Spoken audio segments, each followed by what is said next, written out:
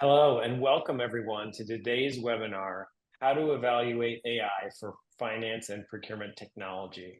My name is Jake Adger, VP of Marketing for OpenEnvoy, and I'll be your host for today.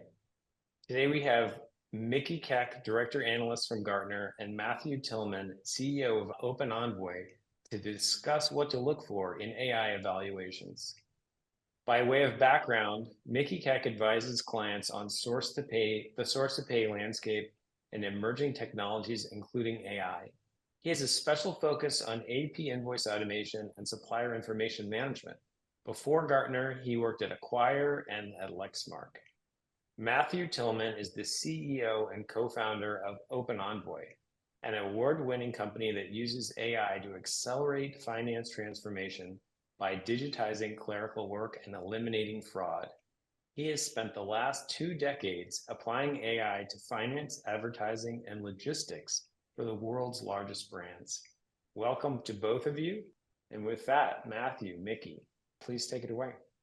Thank you, Jake. As Jake mentioned, I'm co-founder CEO of OpenEnvoy, and I'm really honored, really excited to talk to Micky sort of publicly today versus just on our analyst calls. And the reason I'm so excited about having Micky here is because before Gartner, you were a user, an implementer, and a builder of these types of technologies. And so you have a very unique lens with which to view how they should be sourced and implemented. So thank you so much for doing this. I really, really appreciate it.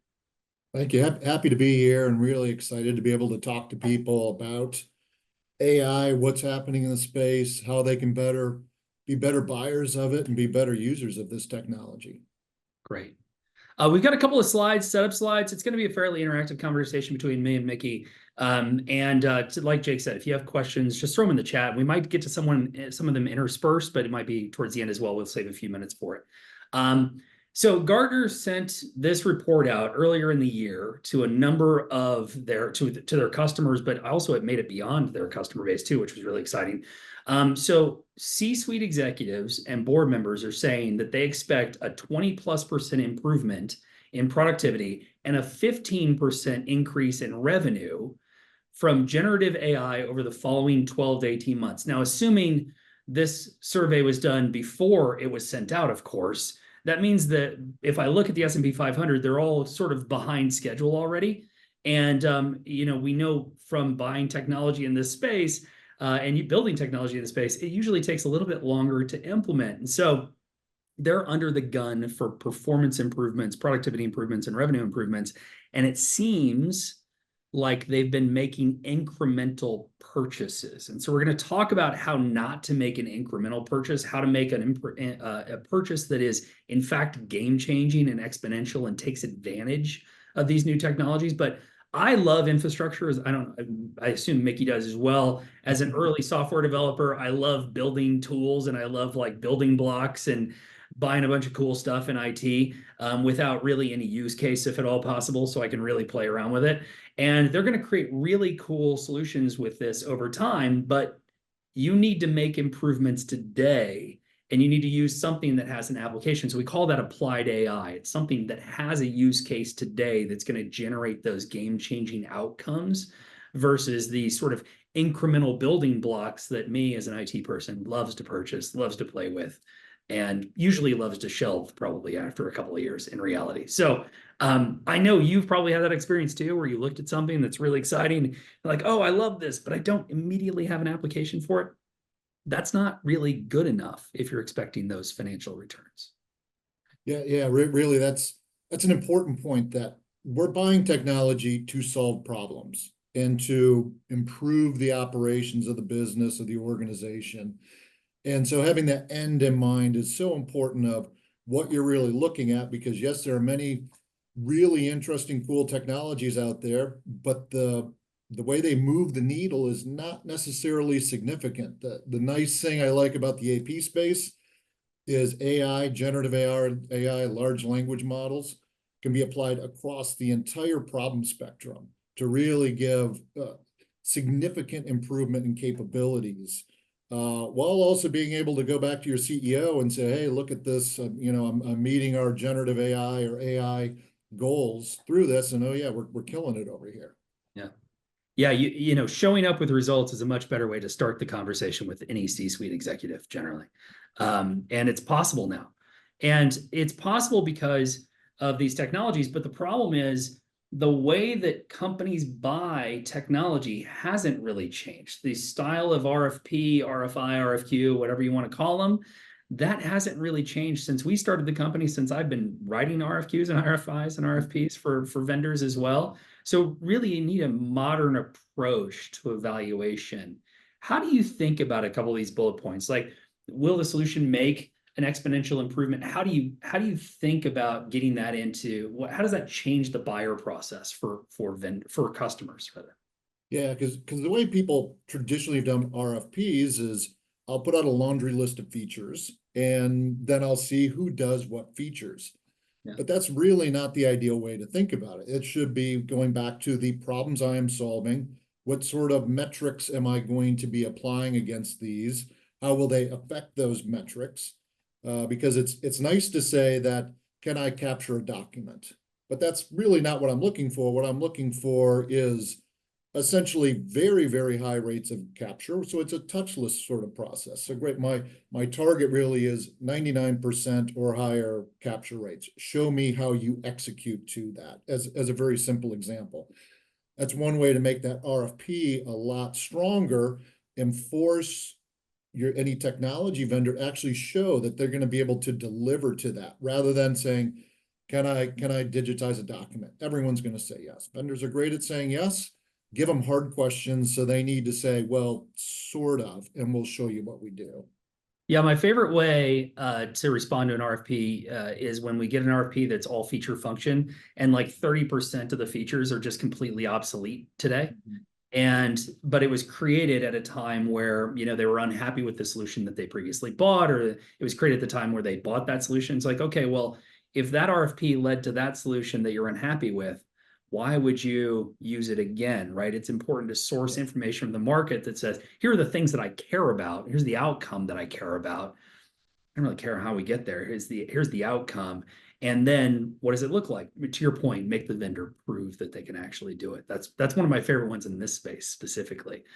The other point here is really valuable, which is a lot of companies in the space are playing catch up, and they're playing catch up with the R&D resources to play catch up in reality. And so how do you think about valuating companies that are sort of AI wrappers, or even AI wrappers on top of other AI solutions like interface wrappers? How do you think about working with those vendors, and if they get the outcomes right, isn't it fine if they get the outcomes right? Well, if you're hitting the outcomes and hitting your goals, then absolutely. But a lot of times the way I like to think about it is, how do the vendors actually talk about the product that they're selling? Are they talking about it in a way that essentially is not implying any sort of advanced technologies, or are they really coming from a standpoint of, here's how we're changing the paradigm of how you work with this? And going back to digitization example, used to be, well, it would take X amount of documents to train our model, and then you have a fully functional, very highly efficient model. But nowadays with AI, essentially there's virtually zero training required.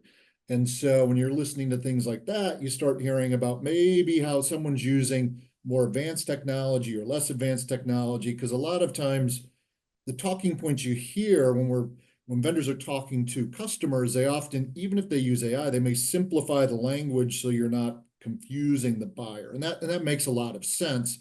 From a buyer perspective, you can take these little cues. What's the turnaround in my document time? Is it seconds, or is it hours, days? What is my matching efficiency? How intelligent is it? What can I match against? Can I audit things, right? There's all sorts of different use cases. And for customers, sometimes the biggest challenge is, if I'm coming from old technology or no technology, I don't know what I don't know. And so maybe I don't know really what the art of the possible is today. And ideally, that's where vendors will also go to, is show, you're asking for this, and let me go a step further, because I'm going to solve this problem for you, but here's the next 3 problems you're going to run into, and here's how I'm going to address those, so you don't even need to think about them. Yeah, you mentioned one of my favorite examples. I heard a lot of sales pitches before you even started the company in this space, and it was like, well, we just need 10 examples of a vendor's invoice, or 5 examples of a vendor's invoice. And I was thinking, well, I only get one a year. Like, do I have to wait 5 years before this thing works? Like, how does that happen? Or I have 10,000 suppliers. So now you're saying I need to train 100,000 invoices? Yeah. That's How not long going to be fun. that process will outlast my career at that company, usually, is the reality of it. We're using AR and AP today. I mean, most people that signed up for this webinar would probably expect that coming from OpenEnvoy, because we are a capture code match AR matching company. But one of the reasons we're using it is because it's such a great small use case, but people usually think is like very limited in its scope within an organization. And so what's really fascinating about it, though, is I hear time and time again, I think I read a survey that said 1.4 years is the average lifetime of an AP solution within a customer. And their companies are always looking to upgrade their solution. And the truth is, none of them are happy about it, because they have really low expectations from, to your point earlier, just decades of automation in this space. And then sort of at sort of the January, February, March, April timeframe, you start to hear a lot about AP automation. And it's because they have found their auditor has come in at the end of the year, found a lot of control gaps, and now they're scrambling to find a solution to put in place. So we see this in our business. I'm sure you see this at Gartner as well. But really, the goal there is like, figure it out before you eventually pay an auditor ungodly sums of money in reality to tell you how bad you've been. Right. But we see this all the time. Do you see this as well? Yeah. And this is one of those interesting things, that the AP process is made to give you that control and confidence in your financial transactions. And yet so many times there's so many assumptions made, right? If I'm matching against a PO, the assumption is that PO is set up correctly. Maybe it is, maybe it isn't. People make mistakes. But in a traditional process and with traditional technology, it is hard to know, right? And so we've started to see AI with things like anomaly detection, like this invoice is much larger than typical. Starting to get into the things like the price auditing, right? Some of that can be fairly simplistic, some of it can be very sophisticated, but it's adding that layer, because waiting until the auditor shows up to find a problem is very challenging, because now, right, they found a problem. Can I get that cash back that I've already paid? And plus, this is a way where with these real-time audits, I can in real time do continuous improvement on my process. Where are errors happening? Is it with the supplier? Is it with me? Is it with something else? So that you can continuously eliminate those problems to make it so that when audit time comes, it's really no big deal, because you've been working the entire year aggressively to eliminate any potential anomalies. Well, that's such a big thing, because historically the AP solutions that we saw in the space, and this, honestly, what we're talking about today kind of works for evaluating vendors generally. You could evaluate a CRM roughly the same way. But when we talk about AR and AP, they've always been sort of, there's somebody said it best to me. They said there's no such thing as a VP of AP.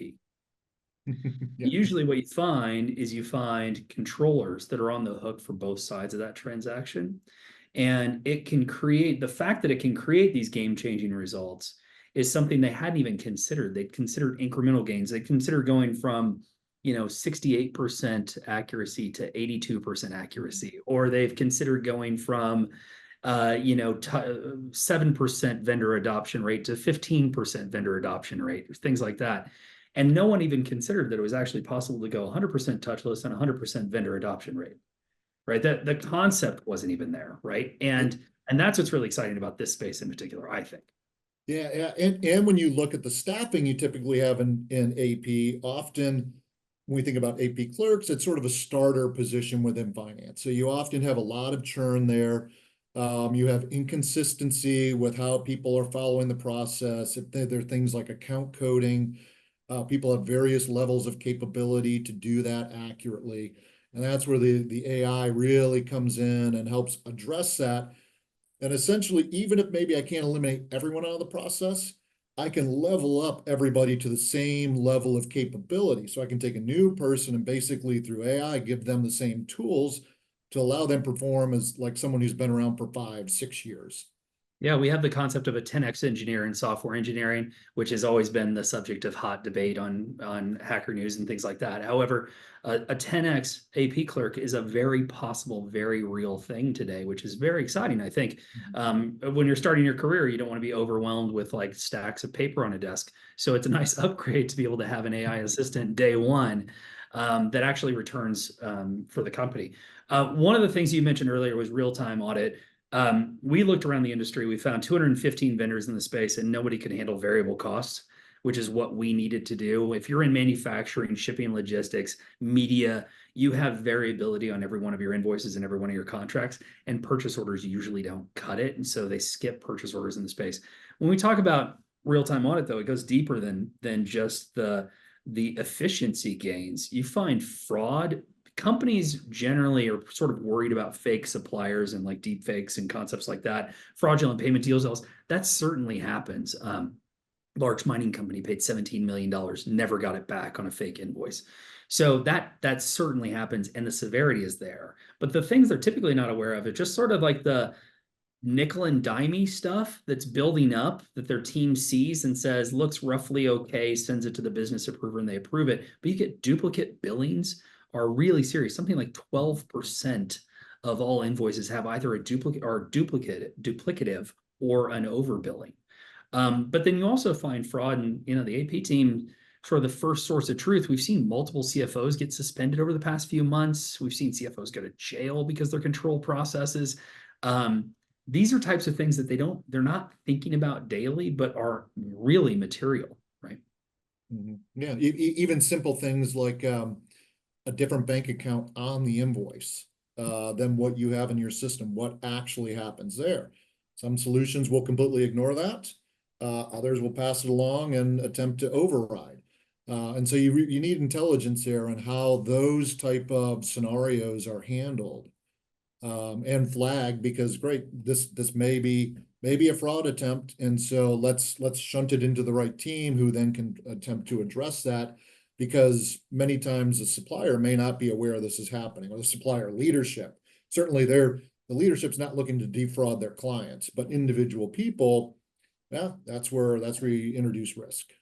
And some of these companies, when the spend's so large, our average customer, I think, is $12 billion a year in revenue. Median's lower than that, right? We've got a couple of outliers that are well publicized. But when a billion times anything, turns out it's a pretty big number.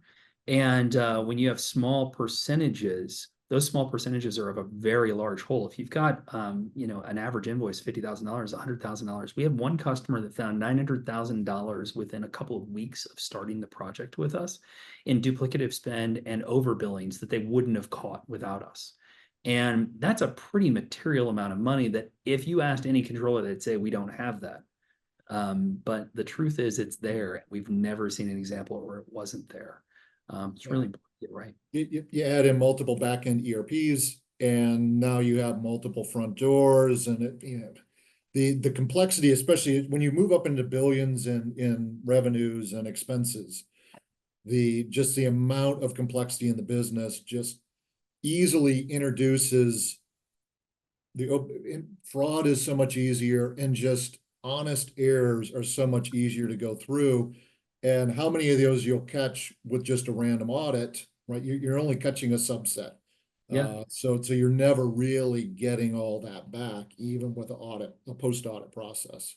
And I think legacy processes used to be an excuse, and now they are no longer an excuse that's tolerated sort of at a board level. And so you really have to have a strategy sort of quickly, like 6 months ago, basically, according to those Gartner numbers. You had to have a strategy 6 months ago to really fix things in your department. But what's great about that, though, is it means that classically low-hanging fruit can actually create an exponential outcome, right? You can get a 10x return on software, whereas historically, I think our category said 1x within a year. We actually, as a company, guarantee it's 1x within a year. But I think you see on average sort of that 8 to 10x becoming a more realistic target within that first 12-month period, including implementation, whereas that was impossible Like that was science fiction. Even you said 99% accuracy on touchless or whatever. That was science fiction a few years ago. And now it's gone from impossible to easy. And it sort of skipped the step of feasibility study. I think a lot of big companies are like, well, let's do a POC. Let's do a feasibility study. It's like too late. That took 3 months to run or 6 months or 9 months to run. And it's literally too late. You were on the hook for results within that time period. But that's really exciting, I think, to us at the company. And I believe your customers as well. Yeah, absolutely. You mentioned implementation and the times and the amount of expense that those historically have. Now, one of the nice things I've seen across the industry, implementation times have really compressed, right? But it still is very hit and miss depending on the vendor you're working with, depending on your use cases. But a lot of times we're talking weeks and months rather than months to a year. And you think of the cost associated with that, the cost associated with just ramp time, that implementation of how quickly are you pulling forward all of these potential savings and efficiencies. If you're going from 6 months to 2 months, it doesn't sound like a lot, but it still is very material in being able to ramp up. And a lot of that, is driven by AI, the capabilities to where suppliers need to do less weird things to comply and to be able to automate your process. Those, just 2 years ago, I looked 2-3 years back, and the technology is so different that it is a bit night and day. And I think people that maybe bought technology 5 years ago would be really surprised as to where it is, unless a particular vendor that they picked at the time really has been good at keeping up and introducing a lot of these technologies we see today. Well, I think you had a lot of companies that adopted workflow solutions like in the late 90s, right? I mean, my first job, I was writing COBOL and RPG. To date myself a little bit, and so you're in green screen environment, you're building workflow tools. And then it sort of went to RPA, which was a less costly version to implement and configure basically than workflow tools. But we've hit a generational change. And the fact that this generation, it's exponential returns on this generation. It's not incremental returns, which means that every day you wait is a day you will literally never get back as a company, and your competitors will have to their advantage. And so my favorite thing in the world, and we're going to do this in the next slide, one of my favorite things in the world is buy our software, configure our software, deploy our software, train your team. 9 months later, spend the remainder of the life cycle begging your vendors to adopt the software. So you've just paid this massive investment, and now you're beholden to a few of your vendors, many of which you probably can't push around from a leverage perspective. We've seen adoption rates. Some of our customers are legitimately the largest companies in the world. Their vendor adoption rate was something like 7% on their previous platform, and they have all of the leverage, right? And so they end up in that scenario that you're talking about. Yeah, because vendor portals for a long time have been the alleged silver bullet that this will solve your problem. And while I like vendor portals for a number of reasons around supplier being able to self-service, what I don't like is the concept that a supplier is going to change their workflow, log into your portal, submit an invoice, and that will then solve your capture problems. And you're right, large companies, even they have challenges with it. I've done this as a practitioner. Portals are not a one-size-fits-all. They're great for some pieces, but what I love is when we see where generative AI is going, the ability essentially to use my AP inbox as my portal, because now I can have smart bots that are watching for what's coming in, being able to give out automatic notifications, be able to answer inquiries. A lot of those things that suppliers would do through a portal now can be done through an alternative means, which is probably going to be a lot more natural to how they work. Because what customers need to remember is everybody wants to stand up a portal and say suppliers log into this. But from a supplier side, they get a lot of portal fatigue, because now I've been asked to log into 20 different portals or more. I have different credentials with all those. I have no real way to actually secure and manage those credentials, because usually it's tied to one of my people or some of my people that are dealing with that particular customer. So it's a complex problem. It's not that vendors don't want to support their customers.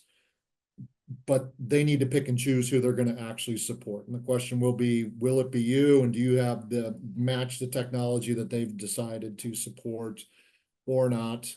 It leaves a lot of potential risk if that is really the solution versus a more automated type of.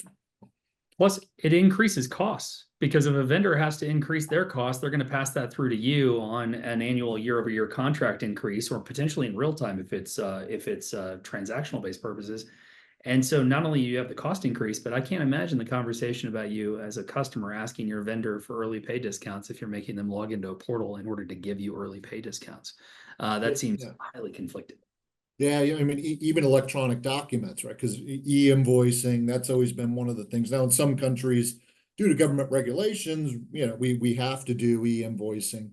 But e-invoicing can be very expensive to set up compared to the concept that maybe I set up e-invoicing a little bit, but then I email you my XML document, and the AI is smart enough to just process that. So essentially, yes, you can still get electronic without all the work and testing of setting everything up, or even, EDI, which is very old, very complex setup, but there's ways to simplify these things and still meet requirements. Fun fact, we find that EDI and PDF invoices have the same inaccuracy ratings at the company, which is a really fun. If anyone who's dealt with EDI knows, you will have someone monitoring that queue for failures, and they will correct failures every single day. That's the trade-off with EDI. But of course, back then it was still far better than the alternative, which was manually entering. So that's right. Different technology for a different age. Turns out on the back end, the vendor's still manually entering that data into the ERP anyways to generate the message. As it turns out, that's the sad little secret. One of the things that we're really big on here is stop delegating work to people who don't actually care. This is the thing that we see all the time, delegating an expense to a business person who looks at it and says, yeah, about right, clicks next to approve. Very, very common occurrence. And so you see, legacy expectations are actually highly simplified here, by the way. The actual pain of this process is far greater when you work with the customer to whiteboard it. But you capture, assuming that's correct, it's not usually. You go through the approval process. You wait to the end of the year, and so they spot check and score because no matter who your auditor is, they can't actually afford to look at everything. They don't have the technology themselves, in spite of their very fancy statements on their websites. They don't have that ability themselves.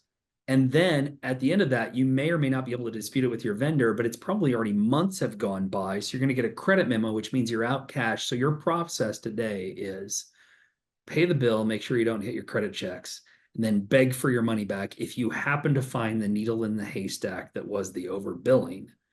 And that is the expectation of the industry, standard operating procedure. It is completely unnecessary to do that in anything other than a fail case in modern times. Completely unnecessary. To your point earlier, contracts and purchase orders are always sort of mismatched. What do you hear about this? Do customers come to you and say, listen, we may have found some issues. Who can help us solve this problem? Usually it may not be worded exactly like that. It usually is, hey, we have the challenge of we have complex invoices that come in.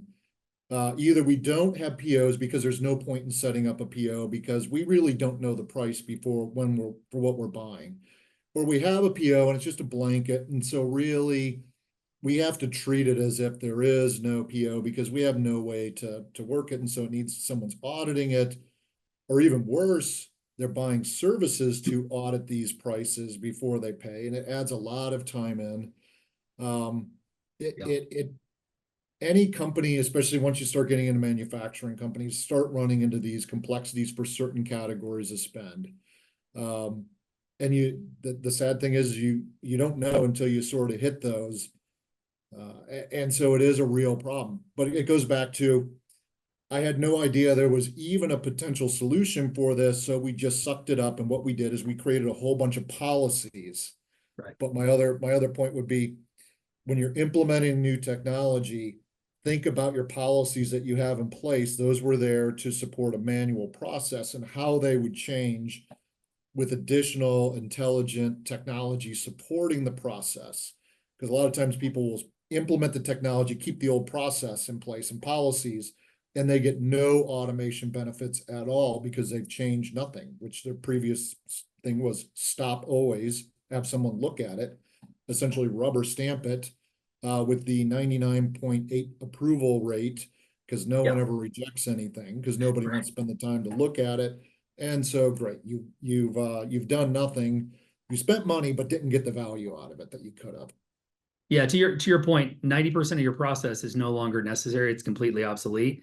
And so now that's a great caveat to this, a great segue to this, which is here are some modern criteria to evaluate AI generally. And that exactly is in line with that first bullet point, which is buy an end-to-end solution that you can measure to outcomes, because you are going to be eliminating substantial portions of your SOP that sort of lives on a wiki page somewhere that people need to like follow explicitly in order to implement, right?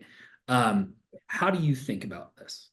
Yeah, this is because I talk to many customers that come in and say, they start with, I need a capture solution because they think capture is the problem. But the reality is capture is the problem for them, but they've never, because it's such a problem, they've never gone through the rest of the steps of the process. And so what I always suggest to them is capture is one thing, but let's talk about the rest of the process and where you may have challenges.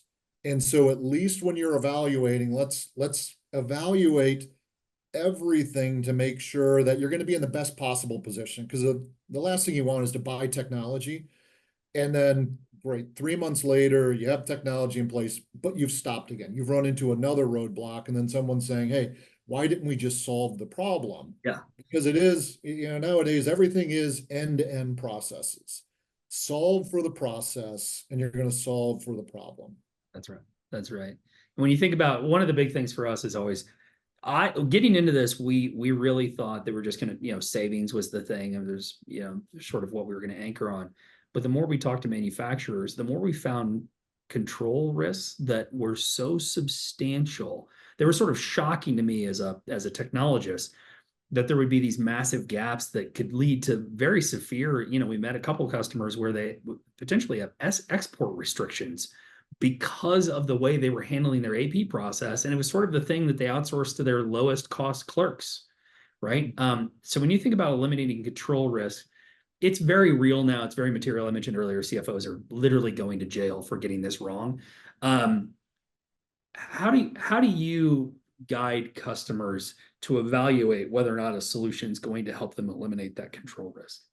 Yeah, this is an interesting one, because when the conversations typically are, this type of technology sounds a bit magical and far-fetched to me, that it actually will work. Does it actually? A lot of those conversations are actually, yes, there is technologies out there like this, and they come in many form factors and sit in different places. Some are very much real time. Some are a little bit post real time. Some sit with things like payments. So they sit in different places. But it is people understand the value immediately when they see it. Now, the interesting thing with things like control risk type of tools is, as you get really good at this, it becomes a little bit where the software becomes almost opposite. The value longer term goes down a little bit for this particular use case, because you plugged all the holes and gaps you had across your process. And so those things that used to fall through now are caught. And it's sort of, depending on how you really classify that, was that really a savings or something else, or because we caught it, we just say our process caught it, and so there's nothing there. Just an annual, you didn't go to jail report card. Congratulations, you're still free. You're not in jail. I think that's sort of how we treat it. Yeah, exactly. But there absolutely is a ton of value there, and it's one that I think most customers are still underserved in this area as far as what technology they have in place. We had a couple of AP people that, with their controller in the room recently, just a few weeks ago, snickered at the idea that the business even looked at the invoice, because you mentioned the 98%. They like all laughed except for the controller, and then the controller realized they were in deep trouble at that exact moment. Data privacy and ownership. I've been in AI, I've been in marketing. I mean, Jake said earlier, I've been in marketing to ad tech, right? In ad tech, you basically use everyone's data. GDPR was invented because we were doing too much nonsense. So when we looked at this space, we called the company open, meaning that you can get your data out at any time. It is your data. It's literally the name of the company. But data privacy is becoming very serious. And we started to see this on NDAs, like you will not send our data to explicit third-party LLM providers or whatever it may be. Are you seeing more of this concern? Yeah. People certainly are more concerned. I think generative AI has opened their eyes to it as sort of the average person started to learn about, geez, someone else could actually see my data if I handle it incorrectly. The other thing that people have seen is, hey, their data may have value. And so depending on how it's used, they may expect to get value on the other end. Because essentially if I'm going and I'm training your models and I'm the one really you're using my data to get better, why am I paying for you then? Right. And as from the vendor side, I know I've been there. We want to actually get paid for things. So, Right. Yeah, it sure. does become a point of contention depending on how you built your stack and where your data is going and how you're training models and everything else. Yeah, well, you have to be worried too now about third-party data providers because anything that goes to those third-party data aggregators now is like competitive data that you've sent out into the ecosystem and now your competitors have. That's like number one. The other thing that's really funny is I think a lot of this stems from just classically the finance team doesn't want to ask the BI team to make a report. And so they're like, I need some other solution, right? And so historically, they haven't put a high value dollar sign on their data itself because they weren't able to unlock the value of their data because it was sort of sitting in BI tools that were behind an interface of human labor, basically, on the BI side. And so that's been a real challenge for them saying like, oh, wow, we can finally use our data. Oh, no, someone else can finally use our data. So we were really serious about this. We're actually unable because our customers are DoD contractors, some of them. So we can't submit any of our customers' data to a third party for sub-processing. So we had to build it in-house. But that is cost, to your point, and it's cost you have to get paid for. And a lot of companies in the space that are legacy and just applying AI aren't really going to be able to afford to bridge that gap based on how they operate. So yeah, one other trick here, though, I'd say is just always ask your vendor for the sub-processor list. Yeah. So many don't. Who are they working with? Because typically most vendors at some point have a partner someplace, right? It can be very challenging to build an entire solution without having a single partner somewhere else. But knowing who those partners are is important because how trustworthy are they? Where are they located? Might there be restrictions and you're being able to work with them? All things we've seen come into play in this space. Yeah, it's the sub-processor, and then also just saying in an NDA, none of our data can leave your servers or your cloud hosting service or whatever it may be, whatever was disclosed, and that'll tell you really fast whether or not they have their own technology. Finally, leverages existing infrastructure. This is classically no rip and replace, but I think this is the really big thing. If you've got an end-to-end solution, it's going to replace some workflows, some procedures, something. But it shouldn't, make you get a new ERP. It shouldn't make you upgrade your ERP. It should meet the customer where they are, is what we like to say. How do you think about evaluating a vendor along these lines? Yeah. And that's what we see, because as people have moved to a more composable type of architecture for their technology stack, having solutions that can integrate well with existing technology and not make me, in some cases, it may be a true, I'm replacing something because I just have old technology that no longer fits the purpose. Like you said, no one's looking to change their ERP to change their AP process. That is absolutely not going to happen. So what customers want to know is that, yes, you can play nicely with my infrastructure. There may be infrastructure because maybe I do acquisitions that I don't know will exist.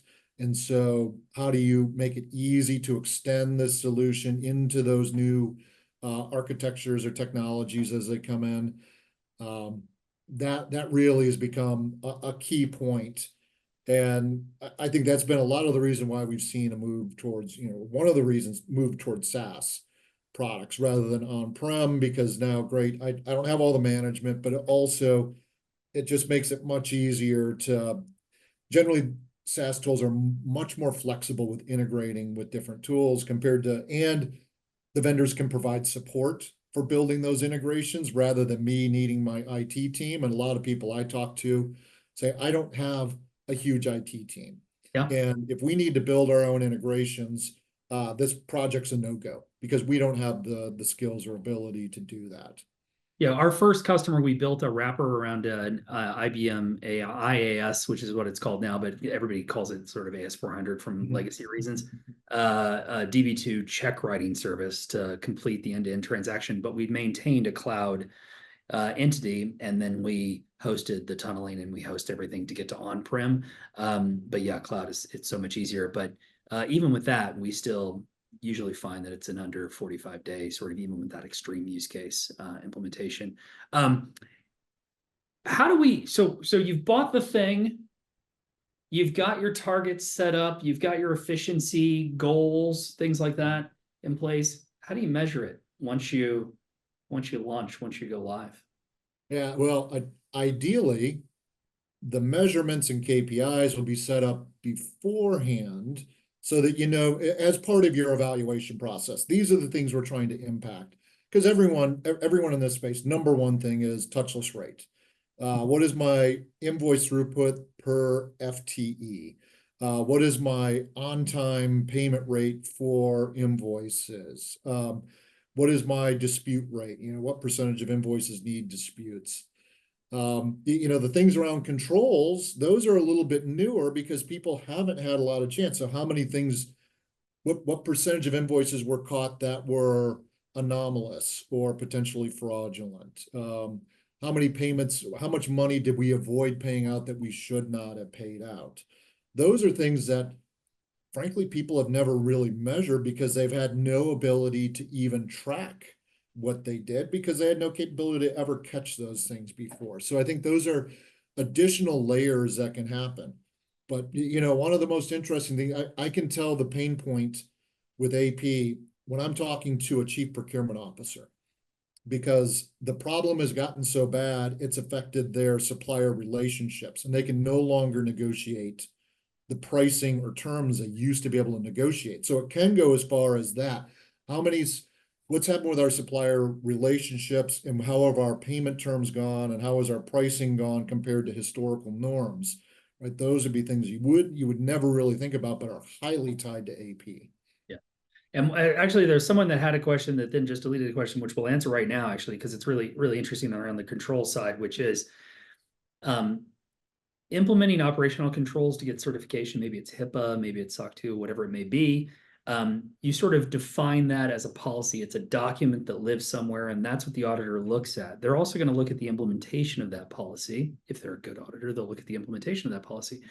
And not just our tool, but any tool that you're buying has to implement rigorous controls itself. It has to have activity logs. It has to have version documents. It's actually shocking to me in this space how few technologies out there have document versioning when in fact the document is the thing that they're responsible for.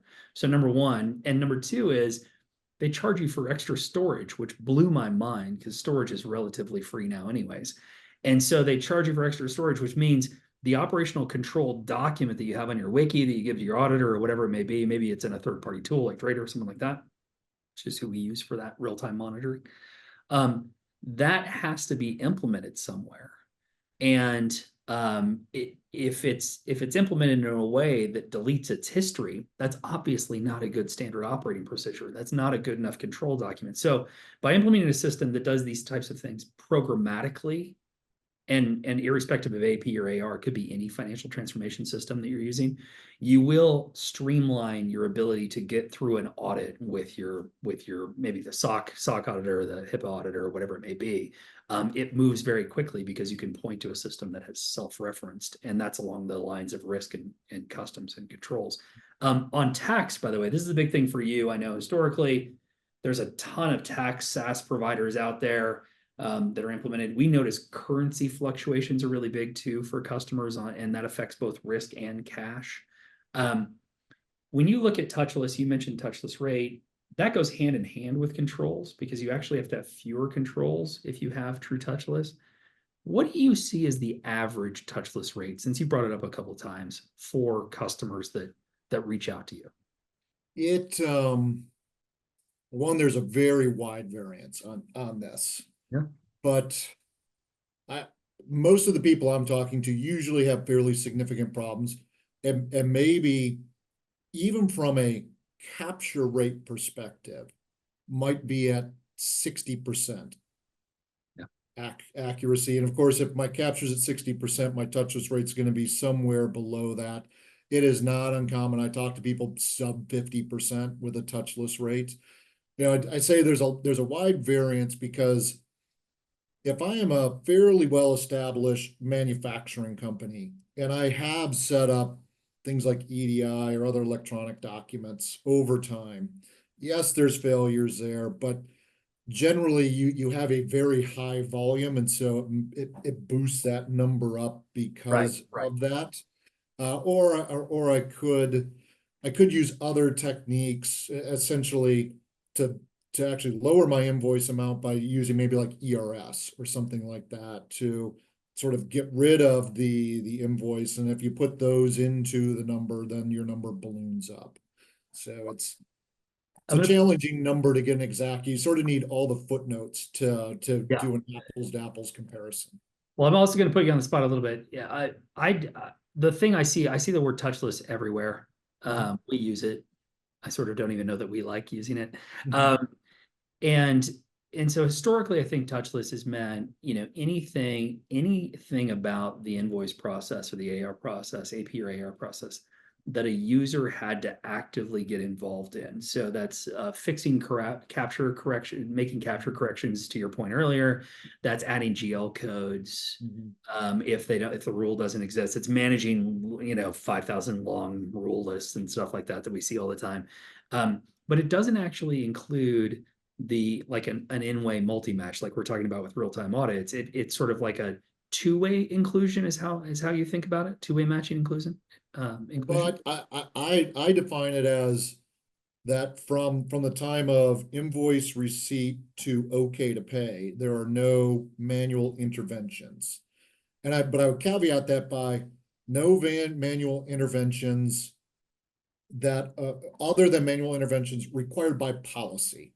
So if I bring in an invoice and I capture it and I have no PO and I just have to do an approval, right? That's not the document's fault. That becomes policy. So if I have policy that is interceding in, I sort of back those out because that's a little bit unfair, which would mean everybody that has no PO backing would be a 0% touchless, or you know, actually could be a higher number, right? So that's the one caveat with it. Now, clearly there's strategy. We could make it much more stringent and say if a person interacts with the document in any way, including approvals, you know, maybe we could call that maybe like a perfect invoice, like we think about perfect orders, that if it can go receipt to okay to pay, no interventions whatsoever, then that might be perfect.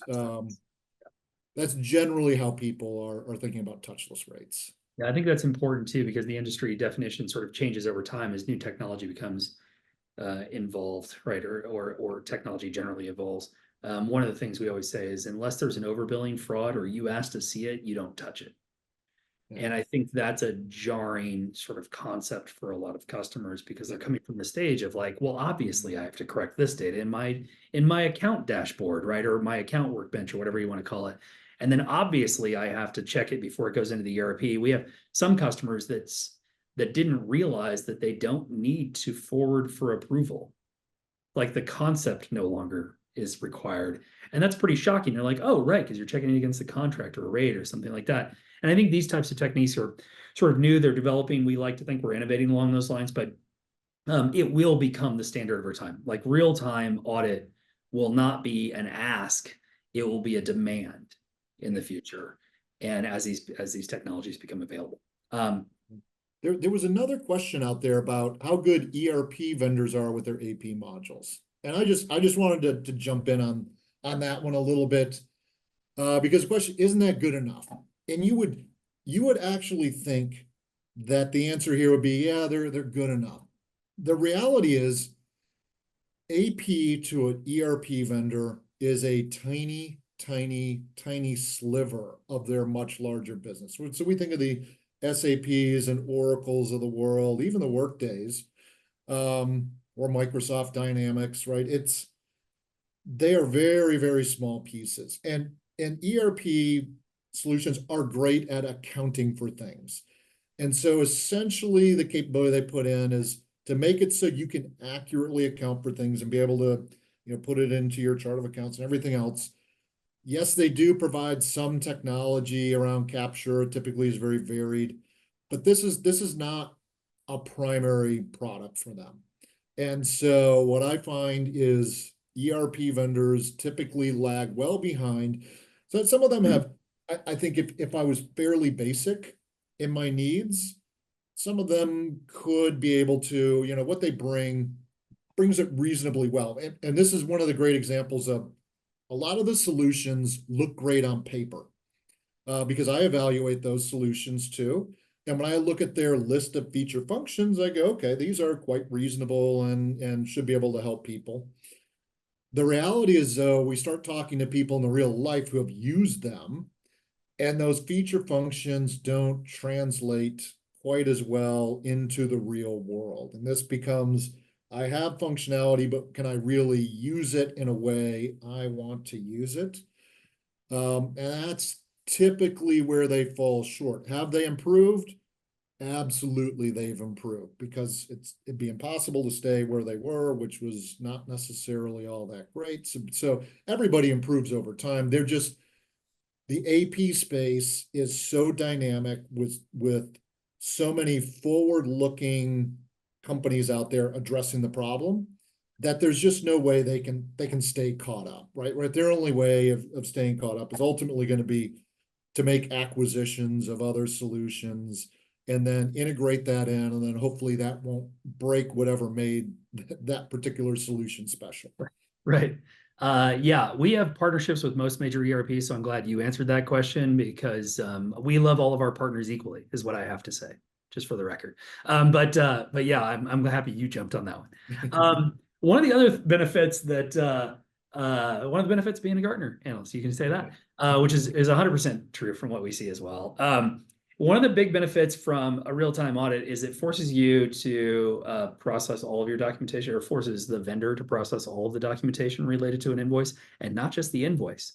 So historically, AP automation, AR automation is like invoicing, e-invoicing, invoice, right? Invoice, invoice, invoice. The problem is some transactions take 20 documents to fully audit an invoice. Maybe an API call. We do the weirdest thing with one of our customers. It's like, we call out to an API to see the depth of the Mississippi of a given particular point in time in the day, and that actually affects their pricing. So just like wild stuff like that. And so the point is, when you work with a real-time audit, you actually end up producing for free, basically, structuring all of your unstructured data. So your contracts, your invoices, your purchase orders, your bids, whatever it may be, your downstream packing lists and all that other fun stuff, credit memos, all that ends up getting structured, which means it's now available for querying.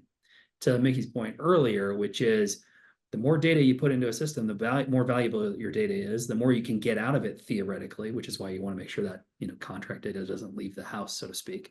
But this is something that we really saw as a massive value add for our customers, and it's not where we started as the company. We didn't think about this first. We just thought about solving the problem. So I'd love to hear your take on that as well, because I know it's a big problem in the space.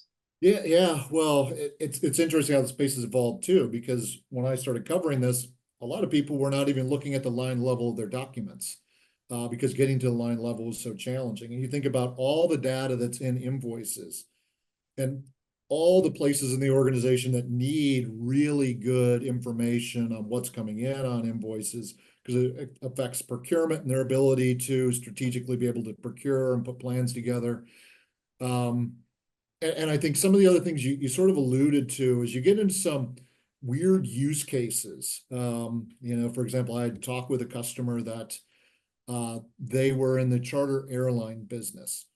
And So actually how they wanted to match invoices was against a flight. And the problem was it wasn't, a flight matches up against multiple invoices because I have taxi runway fees, I have fuel fees, I have de-icing fees, I have airspace fees coming. So you get all these from different vendors and you're trying to match back against something else, which becomes a real challenge for most traditional systems. Because if my traditional system is here's a PO and here's an invoice, and now I have, here's sort of a pro forma PO, which is about a flight. Yeah. And here is all the associated documents. I mean, that's a really challenging problem to solve, which goes back to, like you were talking, looking at different data points, needing external data sources to be able to even calculate anything. There's so much information in these documents that is completely unstructured, because I can tell you that most people are not pulling out a little piece of information that's saying, this flight number in the line item detail and suddenly making that the primary thing, versus something else that it's a challenging issue to solve. And that's where AI really comes in, because, old OCR technology, frankly, would never touch these problems. It would be an impossibility. Yeah, we've actually found warehouse shrink because the warehouse receipt product, not just the quantity, but the product itself didn't match what was on the purchase order or the contract, and they were all in conflict. And so we found out that there was missing pallets basically at the warehouse. And they booked a product that was a higher weight. As an example, it was like a volumetric issue, and they didn't realize that they were actually losing pallets during shipment. Yeah, really, really fascinating. Well, first of all, thank you very much, Mick, for doing this. I really, really appreciate it. I think we've got a couple of minutes for questions, but that's basically it. So sorry, we sort of ran long. Hopefully it was good for everybody. I think we answered the ERP vendor AP modules piece. Thankfully, Micky answered that question for the record. And then the other question around SOC 2 pieces, why don't you reach out to us, give us a call. You can actually start listing the features and functionality there, and so we can give you some guidance on how to do that with your AP system. Could be the one you have in place, could be us, could be anybody, but we can give you some guidance on that. So please do reach out. There is contact us on just openenvoy.com. Reach out to us on LinkedIn, website directly. We're happy to talk to you guys, or reach out to Micky. He does this for a living, so he's happy to talk to you about this as well. So yeah, absolutely. If you're a Gartner customer, great. Let me set up a call. Happy to talk to you. If you're not a Gartner customer, consider being one. There you go. It costs tens of dollars, as we talked about at the beginning of this. So yeah. Thank you very much. Thank you very much, Micky, for your time. I really appreciate it. Thanks, everyone.